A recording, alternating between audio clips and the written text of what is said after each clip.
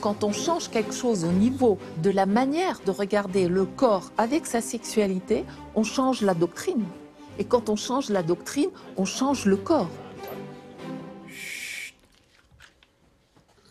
Tout le monde est en place?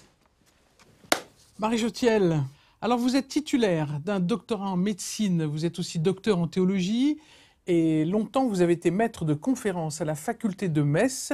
Vous avez ensuite enseigné l'éthique philosophique et théologique à la faculté théologique catholique de Strasbourg.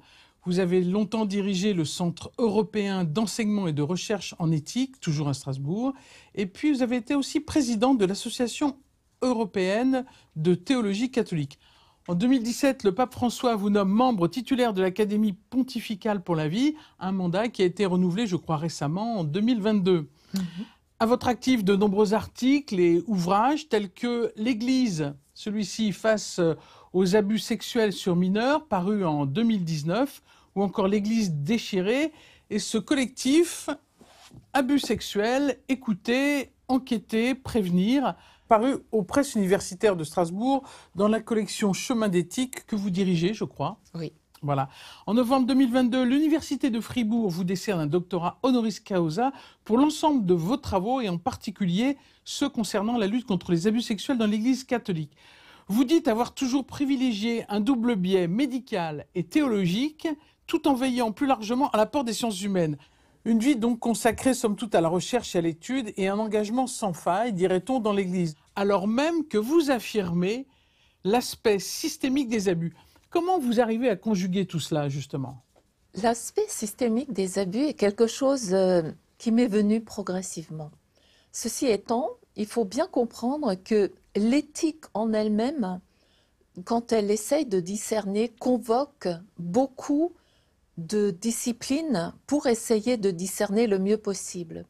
Et quand j'ai fait mon habilitation à diriger des recherches en 99, c'est intéressant, mon travail s'appelait « Pour une éthique systémique ». Ah. Donc, vous voyez, c'était un peu prémonitoire. J'aurais pas dit à l'époque des abus systémiques parce que je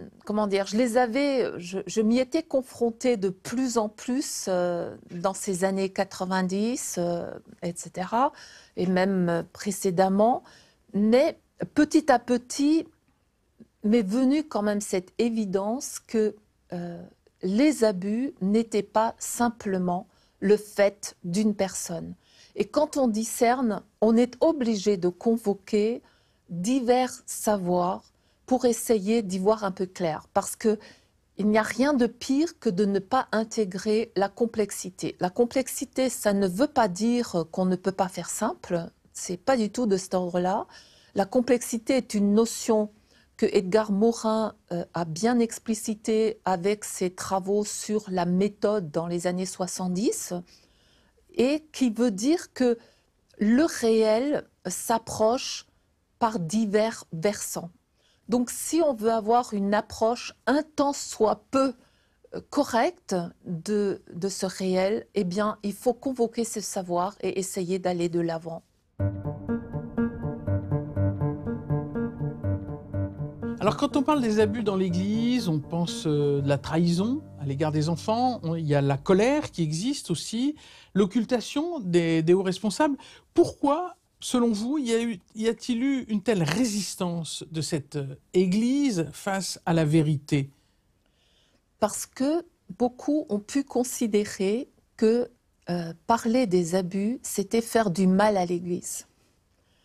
On s'est dit que c'était grave, mais sans vouloir se l'avouer. Parce qu'il faut quand même voir que c'est cette double posture simultanée, comme la figure de Janus, qui a prévalu depuis très très longtemps. Parce que on sait quand même, on sait d'abord que depuis toujours il y a eu des abus.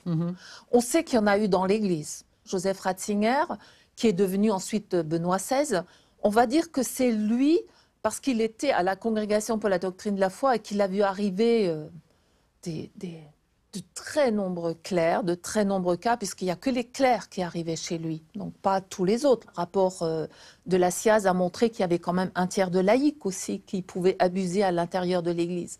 Il voyait arriver tous ces clercs et il a quand même dû se rendre à l'évidence. Donc, ce n'est pas une surprise que ça soit le premier pape aussi, oui, qui va reconnaître et parler à des victimes. Bon. Benoît XVI a parlé de préoccupations déplacées quand, justement, d'aucuns disent « vous salissez l'Église ». Oui, absolument. Parce qu'en fait, pour lui, comme pour Jean-Paul II, il y avait, en fait, le problème était ponctuel. Il était individuel. C'était une mauvaise gestion de la sexualité des personnes avec quelques dysfonctionnements qu'il voyait essentiellement sur le recrutement. Donc il était dans la même perspective que Jean-Paul II. Ce qui me frappe aujourd'hui, c'est que le mot corps dans l'Église est extrêmement utilisé. On va nous parler de corps mystique, de corps eucharistique, de corps ecclésial. On va même chanter des chants tels que « Nous sommes le corps du Christ ». Et quand il s'agit du corps réel, physique, le vôtre, le mien, celui de l'autre, là, ce mot n'existe plus. De quoi parlons-nous en fait quand on parle de corps aujourd'hui dans l'Église? Alors, c'est intéressant ce que vous mentionnez parce que la recherche a montré que tous ces corps étaient liés. On ne peut pas parler seulement d'un corps, même pas le corps étatique, le corps ecclésial, le corps propre d'un individu, sans faire le lien. C'est intéressant qu'au moment du Concile Vatican II, on a essayé de renverser la tête de l'Église et donc l'histoire du corps avec des corps plus ou moins gros, des têtes plus ou moins grosses. Et on voit que quand on diminue la tête, le corps grossit souvent, mais dans le corps qui grossit, au niveau du corps de la femme, par exemple, c'est la sexualité qu'on voit. Et donc tous ces corps sont liés. Mais ça veut dire aussi que très concrètement, le corps doctrinal, je le dis bien, le corps doctrinal, a des liens évidents avec la sexualité. Tout ce que nous écrivons, tout ce que nous faisons en Église porte la marque de la sexualité parce que ça fait partie de notre mystère humain. On ne peut pas dénier la sexualité. Un prêtre a une sexualité. Nous avons tous une sexualité. Mais du coup, quand on change quelque chose au niveau de la manière de regarder le corps avec sa sexualité, on change la doctrine. Et quand on change la doctrine, on change le corps. Quand on change l'Église et qu'on enlève les petits bancs devant dans le cœur, pour essayer de favoriser de la circulation entre le cœur et puis, la question autour de l'autel, de la place des femmes, etc. Toutes ces choses-là ont des répercussions à tous les niveaux. Et ça, c'est extrêmement... Comment déplace-t-on le corps, si j'ose dire? Oui, absolument. Et ça, je crois que c'est important de le regarder en face, parce que ça fait partie de ce qui a pu favoriser les abus. Parce que les femmes sont en quelque sorte cette altérité qu'on ne veut pas voir. Cette altérité qui porte beaucoup de présupposés historiques qui n'ont pas joué en faveur du corps de la femme. La question des hommes prêtres continents célibataires, quoi qu'on en dise, a à voir avec la question des femmes. Parce que la sexualité est mauvaise. Et elle était mauvaise depuis le départ. Pas le Christ, mais dans la société, on était dans un patriarcalisme extrêmement fort où ce pouvoir exorbitant des femmes à porter l'enfant était quelque chose d'intolérable pour les hommes. Et donc, il fallait mettre la main sur les femmes. Et donc, la sexualité était mauvaise parce qu'il fallait la réguler. Et donc, le corps des femmes, il porte cette sexualité. Voilà. Et donc, les hommes n'avaient plus le droit de vivre, au fond, leur sexualité. On a quand même, pendant tout un temps, dénié carrément la sexualité masculine. Alors, évidemment, comme on peut juste la dénier avec des mots, mais pas dans la réalité. Donc, les pulsions vont revenir. Et qu'est-ce qu'on fait avec tout cela? Voilà. Donc, tous ces éléments, la question du statut du prêtre, qui a du pouvoir parce qu'il serait le seul capable à maîtriser ses pulsions, à maîtriser sa sexualité. À maîtriser son corps. À maîtriser son corps. Voilà, toutes ces choses-là sont intimement liées. Donc, la question est alors comment déconstruire cela aujourd'hui pour tenir compte de façon juste de ce corps qui porte les marques de la vie sexuelle, la sexualité, qu'on le veuille ou pas, et du coup être dans une perspective, comment dire, où on ne met pas quelqu'un sur un piédestal ou dans une asymétrie insupportable à cause de la question du genre et de la question de la sexualité.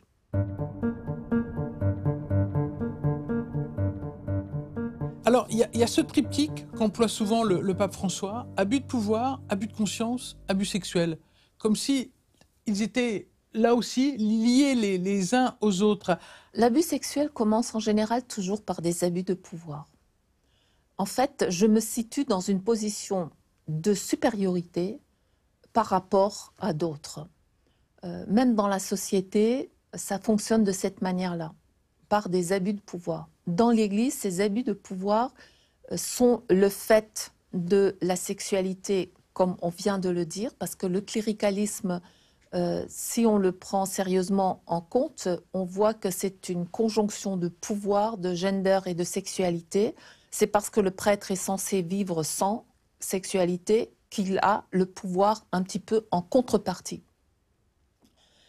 Alors après, comment gérer toutes ces choses, j'avoue que c'est pas très facile. Et la question de la conscience aussi là-dedans. Alors la question de la conscience, oui, mais en fait, l'abus de conscience.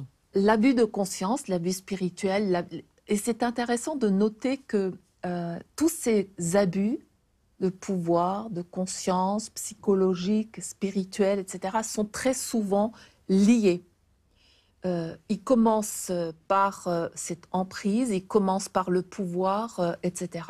Mais ici, nous avons beaucoup de problèmes parce que, par exemple, le rapport de la SIAZ, c'était la pédocriminalité, donc les enfants. Mais la question de l'abus de pouvoir dans l'Église, c'est presque encore une tâche aveugle.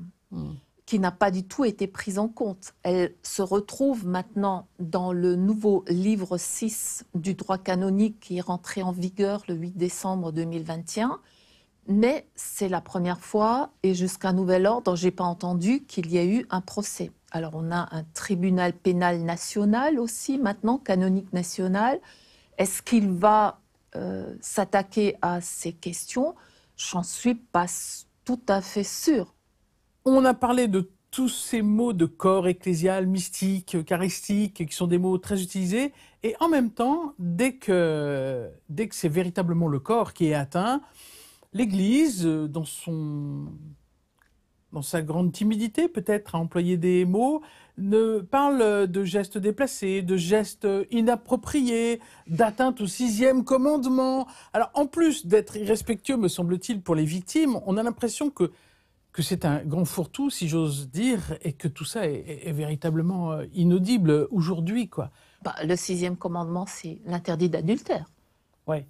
Donc, mais on a tout mis là-dedans maintenant. Mais on a tout mis dedans, voilà. Alors, Vos Cestis Lux Mundi, le texte du pape François de mai 2019, va quand même mettre un certain nombre d'actes, des délits, des crimes à l'intérieur de ce 6e commandement. Mais à mon sens, ce n'est pas tout à fait suffisant parce qu'on met là-dedans tout et n'importe quoi.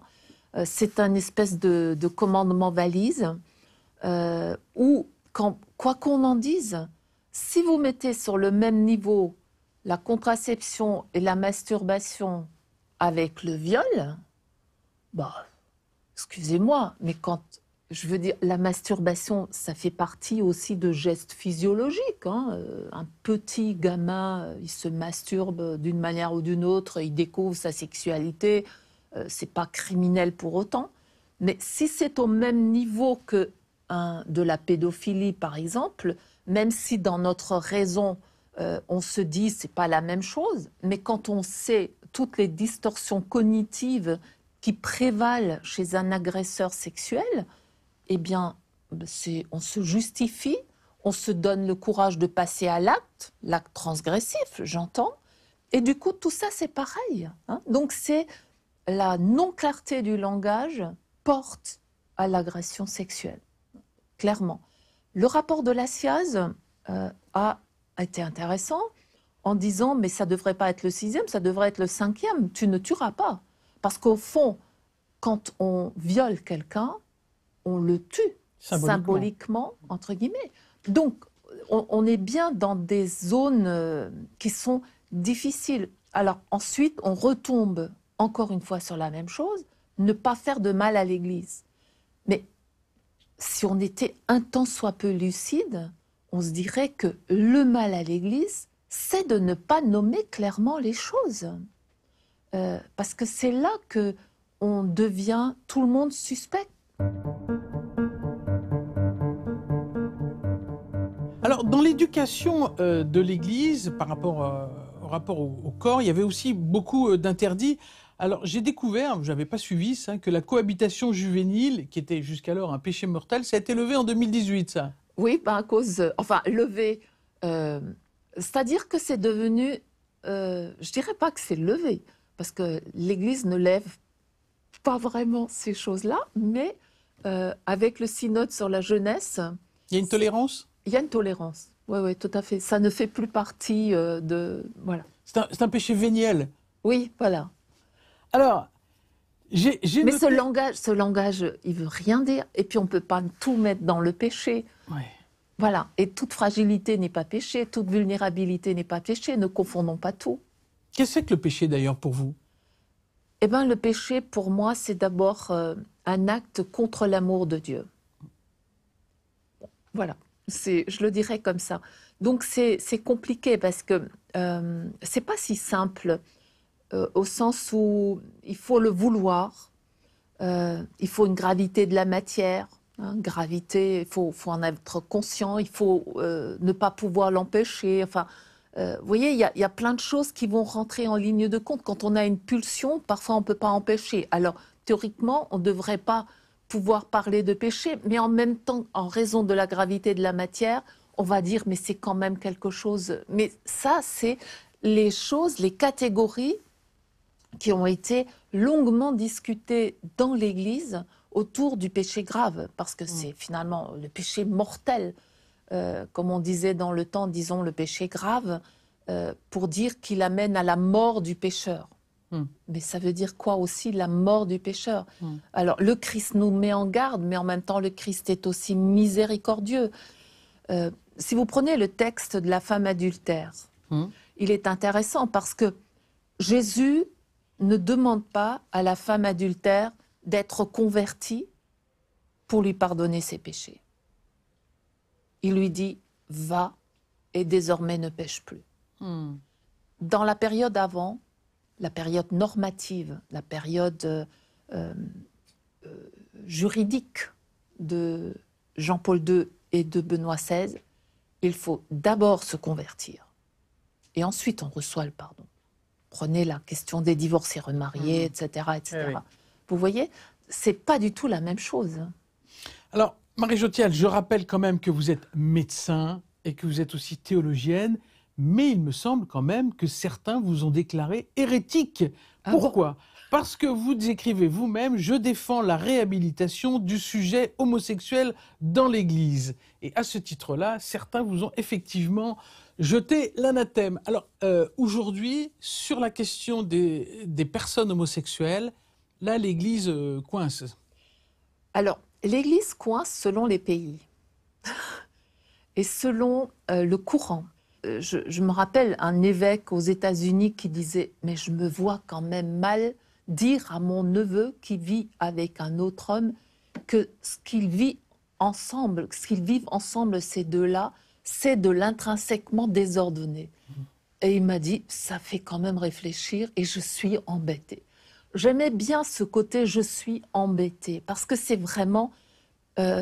dans le simple bon sens veut qu'on comprenne quand même mieux aujourd'hui, en particulier à cause de tout ce que nous amènent les sciences humaines comme savoir à ce sujet, que l'homosexualité n'est pas quelque chose que l'on choisit.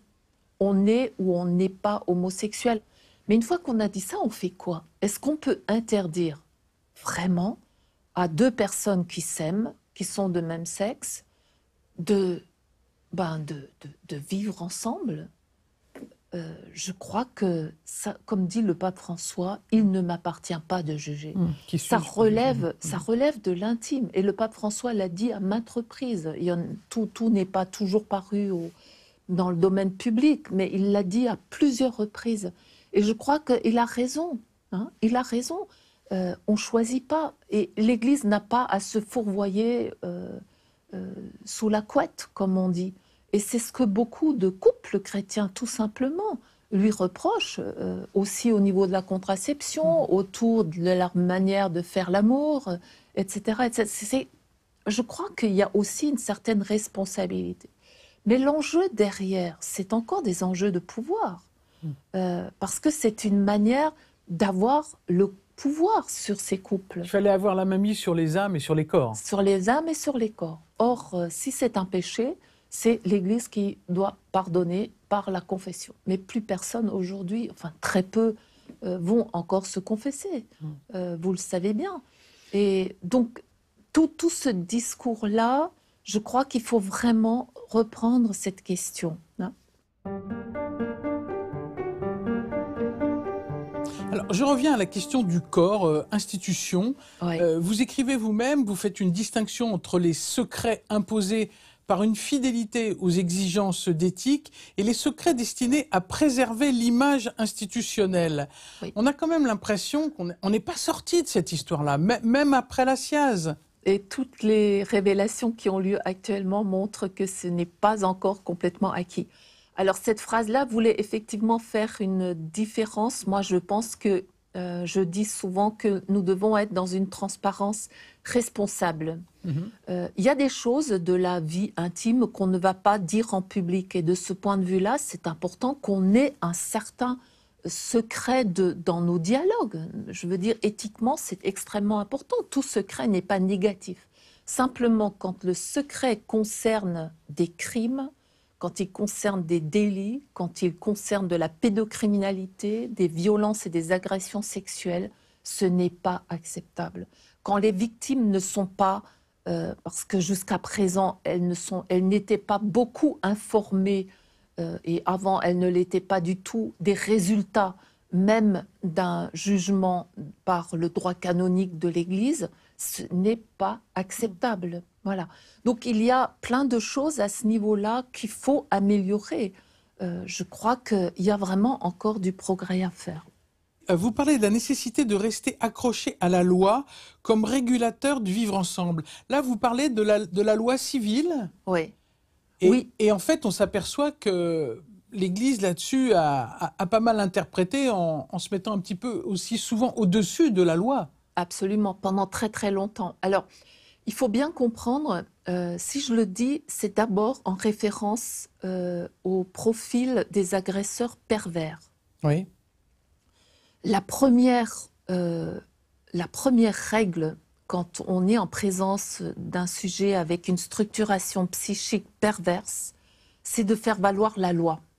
Parce que lui-même, sa loi, c'est celle du désir, où il dit à la victime « tu n'as pas besoin de grandir, moi je t'aime comme tu es, voilà, et du coup je profite de toi, etc. » Donc la question de la loi au sens générique, anthropologique du terme, avant même d'être une loi civile, ça veut dire là, non, ce n'est pas acceptable. La loi dit stop.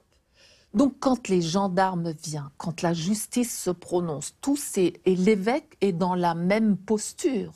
Il est porteur, et c'est ça aussi toute l'ambiguïté, parce qu'il est aussi ami, père et tout ce que vous voulez, et il se prétend en tout cas l'être, mais il est aussi celui qui a la responsabilité juridique de ces prêtres. Et donc ça c'est ce qu'on appelle la loi qui dit non, on ne peut pas transgresser cette loi du respect de l'autre. Donc ça, c'est le premier niveau. Ensuite, à partir de ce premier niveau, de fait, l'Église et la société ont émis un certain nombre de règles, mais dans l'Église, très très longtemps, jusqu'en 2010, avec la révision des textes de 2000, on a seulement dit à ce moment-là, et c'était Benoît XVI, qui a dit non, il faut que la justice du pays, la justice nationale soit première. Prévale sur la justice Et de donc, l'Église. Oui. la justice de l'Église est elle-même double. On a des procès canoniques qui sont administratifs, où il ne se passe rien, c'est juste l'évêque qui décide. Et au fond, ça peut être extrêmement discriminant et les victimes ne sont pas prises en compte. Parce que je vous rappelle que le mot victime ne se trouve pas dans le droit canon. Et puis, d'autre part, les procès juridiques vrais, où il y a vraiment un procès, voilà. Et si un prêtre doit être démis de l'état clérical, ça doit passer par maintenant le dicaster pour la doctrine de la foi. Ça aussi, c'est depuis 2010.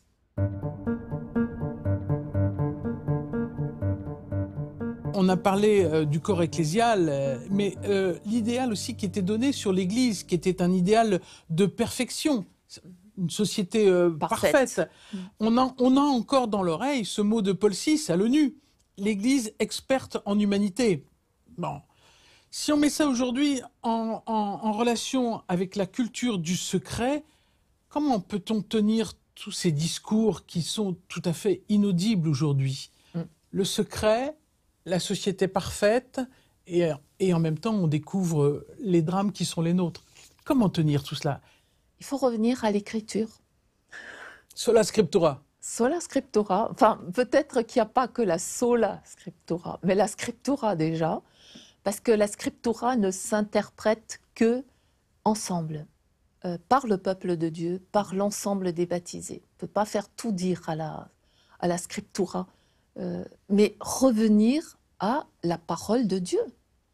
Et y revenir, je dirais, en tenant compte et du Premier et du Deuxième Testament. Parce que les Écritures nous parlent de nous. Vous avez parlé du corps, et ils nous parlent de notre corps, et aussi de beaucoup de maltraitance par rapport à notre corps.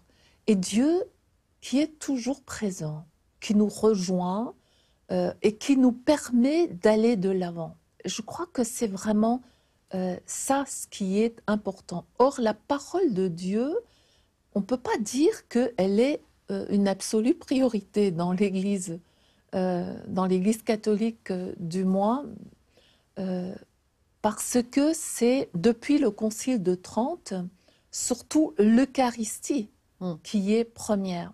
Mais ça dit en fait que l'Église catholique, c'est un peuple de prêtres qui célèbrent la messe. Mais ce n'est pas tout à fait ça, l'Église catholique. C'est réducteur, oui. C'est le peuple de Dieu qui essaye de vivre selon la bonne nouvelle de l'amour du Christ pour tous et qui s'est abaissé pour rejoindre tout être humain jusqu'au plus petit, en dehors des frontières de l'Église, pour rejoindre vraiment tout le monde et nous aider à aller de l'avant en peuple de ressuscité, en peuple de miséricorde, en peuple qui assume aussi sa vulnérabilité. Parce que là aussi, je pense qu'une des grandes questions, c'est la question de la vulnérabilité. On lit dans la Bible, vous n'avez qu'un seul Père, oui. C'est votre Père qui est au ciel. Or, dans l'appellation commune des prêtres, on les appelle pères. Le pape est notre père. Il y a le père abbé au monastère. On parle de paternité spirituelle, de père spirituel. Là aussi, est-ce qu'on n'a pas une révision sur notre vocabulaire dans notre rencontre avec quelqu'un du clergé? Absolument. Et je le dis, hein, comme vous venez de le rappeler, je le dis de manière très forte en disant que tous ces termes, finalement, ils ne correspondent pas à l'Évangile, hein, au sens où le Christ nous met en garde en disant que vous n'avez qu'un seul Père, c'est celui qui est aux cieux. Et donc, pourquoi vouloir absolument appeler des religieux, des clercs, pères? Mais ça leur convient bien dans leur côté, à certains au moins, narcissique. Enfin, c'est quand même de plus en plus aussi discuté, y compris par les prêtres. Moi, je proposerais qu'on les appelle des frères ou qu'on les appelle tout simplement par leur prénom de baptême. Parce que finalement, c'est le baptême. On revient toujours au baptême qui est important. Pourquoi est-ce que j'appellerais quelqu'un Père Philippe alors qu'il s'appelle Philippe? Et chacun est appelé par son nom. Voilà. Alors, le silence a été longtemps d'actualité. On peut espérer qu'il l'est moins. Le secret, malgré tout, institutionnellement, demeure. Mais justement, on parlait de l'Église, peuple de Dieu. C'est le Concile Vatican II l'a rappelé. Alors, est-ce que ça veut dire que tout ça, ce ne sont que des mots? Eh bien, écoutez, j'espère que non. Je reste dans l'Église parce que je suis baptisée prêtre, prophète et roi, de par mon baptême. Et donc, j'ai normalement aussi une parole à dire, comme membre de ce peuple de Dieu. Et peut-être que finalement, puisque c'est le baptême qui est premier, c'est nous, peuple de Dieu, dans notre sens de la foi, le sensus fidei, le sensus de fidel fidelium, qui, quand on cherche vraiment la vérité, on ne possède pas la vérité, mais on la cherche en suivant le Christ, qui avons normalement des choses à dire. Bon, c'est souhaitable, c'est l'Évangile. Alors, est-ce que c'est ça que vous appelez l'heureuse démocratie participative des chrétiens mobilisés? Alors, pas tout à fait. Ça, c'était pour dénoncer les abus? Regardez comment est-ce que nous savons aujourd'hui qu'il y a des abus dans l'Église. Oui, parce que des laïcs ont parlé. Parce que des laïcs ont parlé, parce que des femmes ont parlé. Et ils se sont constitués en corps. Exactement, voilà.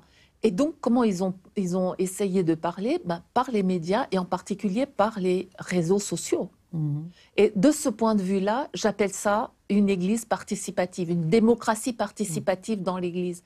Et l'église ne se rend pas bien compte, quand je dis l'église, là je devrais dire le magistère, je devrais dire les cadres de l'église, très exactement, parce que beaucoup de prêtres sont très conscients, même certains évêques sont très conscients des problèmes actuellement dans l'Église et aimeraient y remédier, mais ce n'est pas si évident que ça. Mais ils ont conscience de ces problèmes, ils les dénoncent, mais les choses ont du mal à bouger.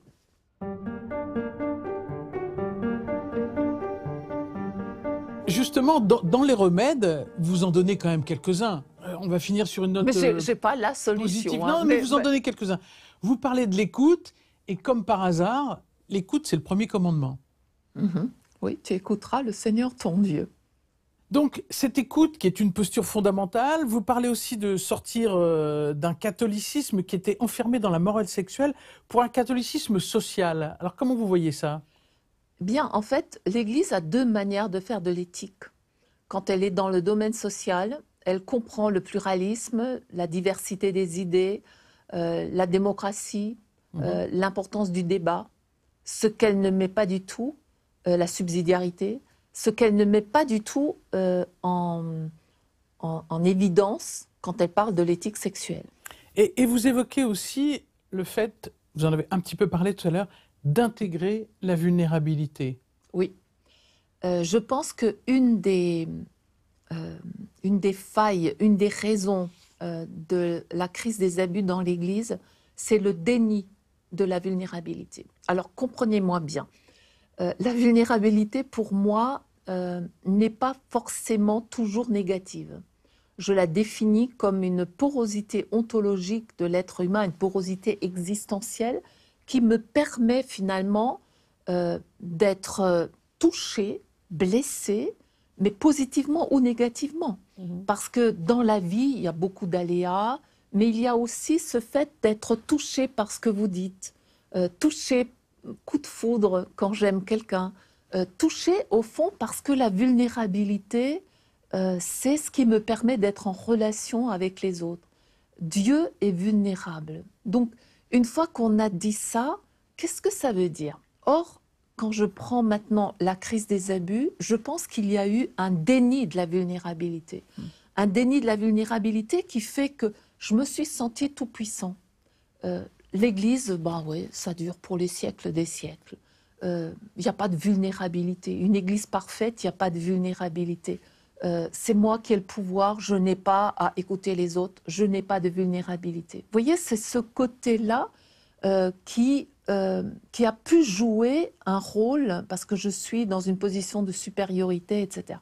Donc, admettre sa vulnérabilité, c'est reconnaître que tout être humain a des failles, mais qu'à travers ces failles, il peut y avoir la relation à l'autre, la relation à Dieu, mais aussi le fait de prévenir. Tous les excès de souffrance doivent évidemment être traités. Il ne faut surtout pas tomber dans le dolorisme, mais n'empêche qu'un Dieu vulnérable, un Dieu qui nous aime, voilà. Je crois que ça, c'est quand même un point extrêmement important parce que, du coup, moi, je dis aussi que l'Évangile nous vulnérabilise parce qu'il nous ouvre à Dieu.